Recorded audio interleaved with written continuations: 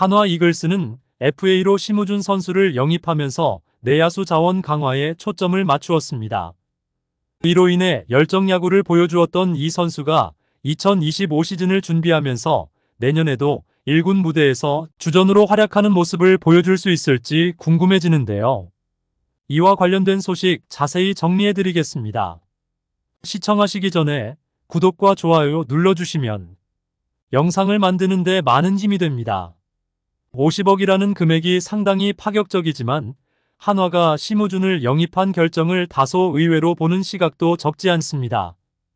한화에는 이미 주전급 유격수 자원이 3명이나 있어 이번 영입이 중복 투자처럼 보일 수 있다는 점이 그 이유인데요.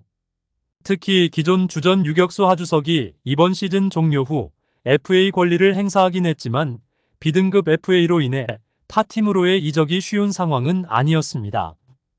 이러한 상황에서 심우준을 추가 영입한 것은 다소 뜻밖이라는 의견이 나오고 있는데요. 한화는 이번 시즌 유격수 포지션에서 하주석, 이도윤, 황영묵을 번갈아 기용하며 다양한 라인업을 실험했습니다.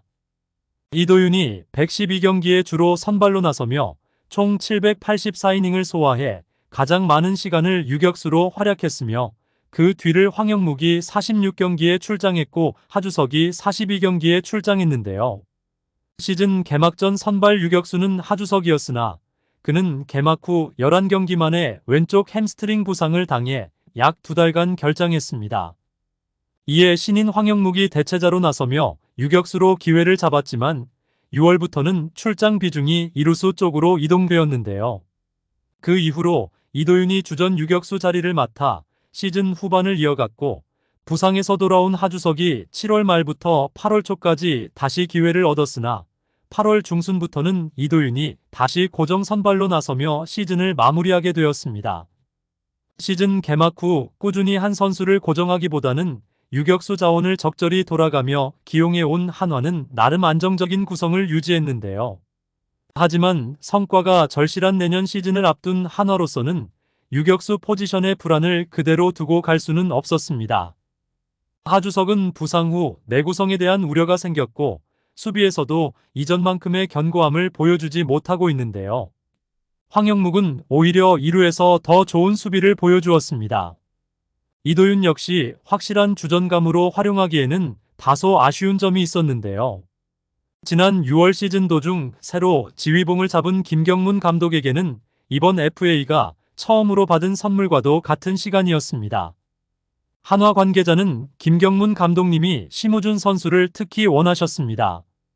구단도 현장과의 충분한 논의를 통해 그가 꼭 필요한 자원임을 확신했습니다.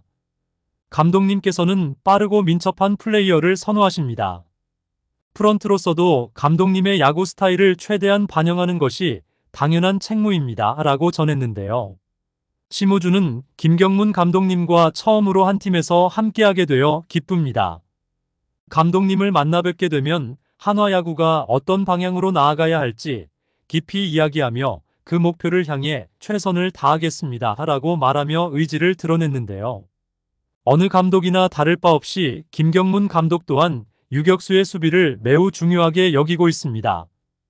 두산 감독 시절에도 주전 유격수 손시현의 가치를 15승 투수에 버금갈 정도로 높이 평가했던 것이 그 예라고 할 수 있는데요.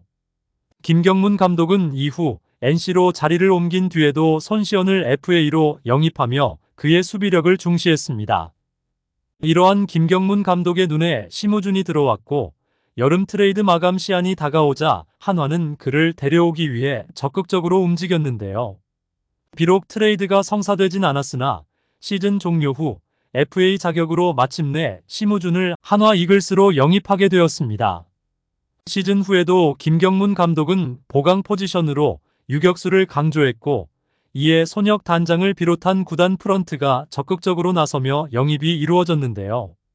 한편 2024 시즌 한화의 신인 황영묵은 팀의 중요한 자원으로 자리 잡으며 1군에서 무려 123경기에 출전하는 두드러진 성과를 이루었습니다.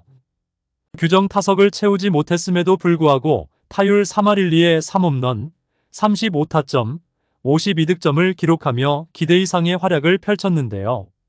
김경문 감독은 이러한 황영묵의 꾸준한 경기력을 높이 평가했습니다.